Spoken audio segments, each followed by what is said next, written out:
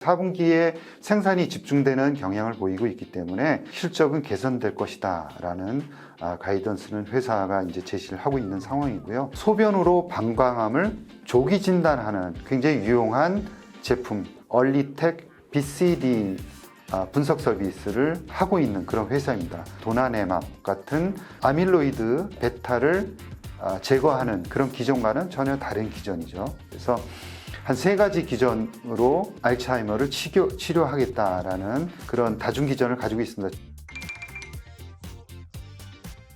다음으로는 ST팜에 관련한 말씀을 드리겠습니다. ST팜이 2분기 실적을 발표를 했습니다.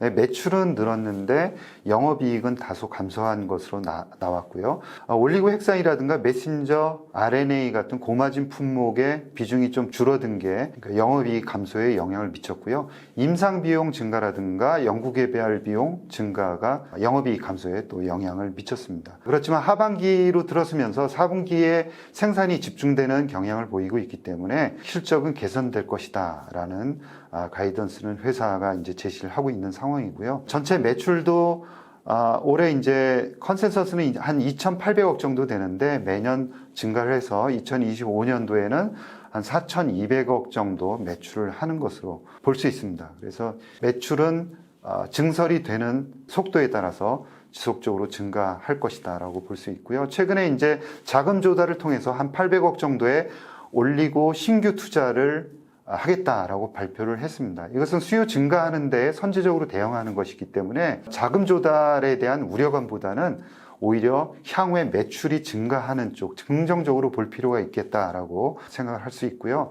제2 올리고동이 2026년도에 본격적으로 가동하면서 전체 생산 능력도 14몰로 늘어나게 됩니다. 그리고 올리고 CDMO 매출은 2022년도에는 1,460억 원 정도를 기록했는데 이것이 매년 늘어날 것으로 보고 있고요. 올리고 관련한 향후의 매출을 추정할 수 있는 것은 RNAi, 즉 siRNA 관련한 그런 치료제의 그 적응증이 희귀질환에서 만성질환 쪽으로 옮겨가고 있습니다. 따라서 만성질환으로 옮겨가면서 수요하는 양이 굉장히 큰 폭으로 늘어날 수밖에 없기 때문에 향후 매출도 꾸준히 늘어날 수밖에 없다라고 예측을 할 수 있고요. 그리고 최근에 ST팜이 코로나19 백신을 현재 개발하고 있습니다. 그 임상 일상을 진행을 하고 있는데 그 백신 그 자체보다도 이것이 임상 일상에서 안정적인 그런 임상 데이터를 나타내느냐 하는 것이 대단히 중요합니다. 왜 그러냐면 ST팜이 가지고 있는 그런 자체 기술들, 예를 들어서 5' 캐핑이라든가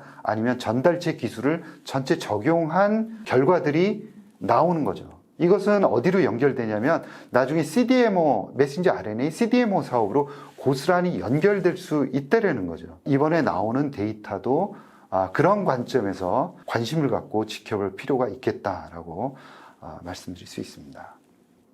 다음은 지노믹 트리에 대해서 말씀드리겠습니다. 소변으로 방광암을 조기 진단하는 굉장히 유용한 제품 얼리텍 BCD 분석 서비스를 하고 있는 그런 회사입니다.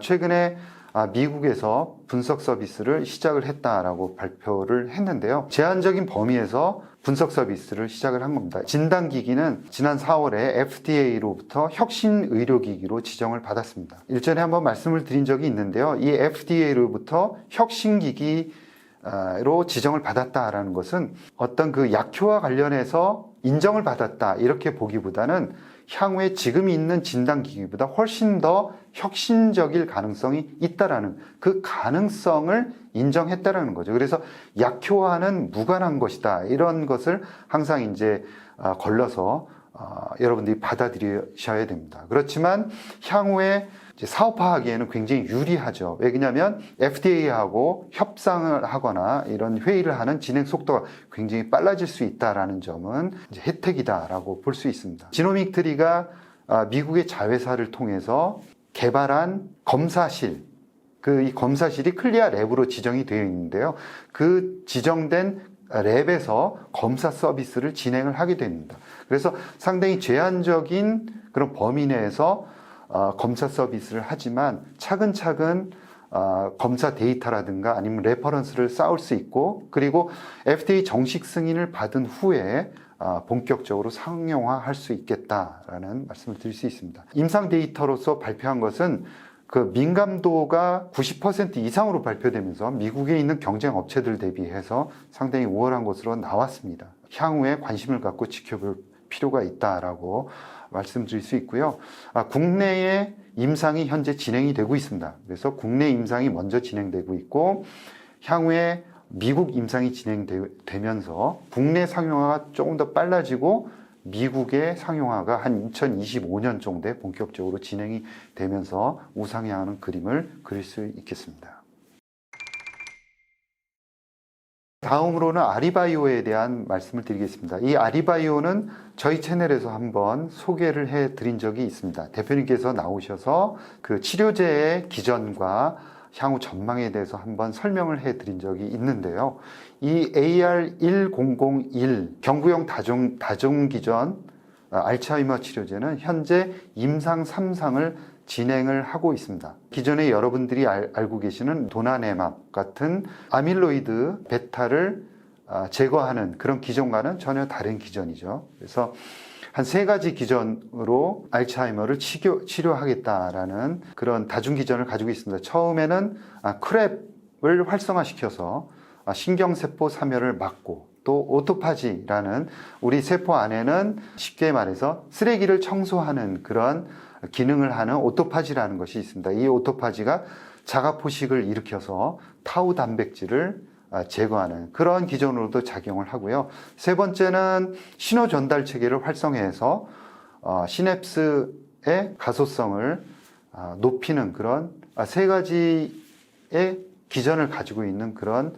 다중기전 약물이다라고 말씀을 드릴 수 있습니다. 현재 미국에서 임상을 진행을 하고 있습니다. 그리고 우리나라, 유럽, 그리고 중국에서도 임상을 계획을 하고 있기 때문에 향후에 좀 지켜봐야 되겠다라는 것이고요. 단일 용법으로 치료도 이제 현재 진행을 하고 있지만 다중용법으로, 그러니까 병용용법이죠. 그래서 병용용법으로 또 진행을 하고 있기 때문에 좀 장기적인 그런 시각을 가지고 현재 지켜봐야겠다라는 말씀을 꼭 드리고 싶습니다.